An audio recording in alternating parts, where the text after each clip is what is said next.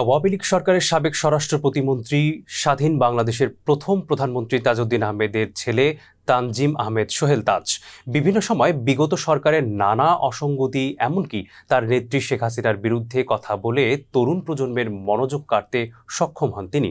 যেভাবেই পারো দুই হাতে টাকা বানাও, শেখ হাসিনার এমন বিস্ফোরক মন্তব্য ফাঁস করে আবারও আলোচনায় এই নেতা। দেশের একটি প্রভাবশালী সংবাদ মাধ্যমকে এই নেতা জানান, আমেরিকায় লেখাপড়া করেছি, সেখানেই আমার সুন্দর ভবিষ্যৎ ছিল। দেশের জন্য কিছু করা দরকার, এমন অনেক বড় স্বপ্ন নিয়ে রাজনীতিতে এসেছিলাম। দেশে ফিরে অনেক বাধা পেরিয়ে আওয়ামী লীগের সঙ্গে যুক্ত হয়ে নির্বাচন করি।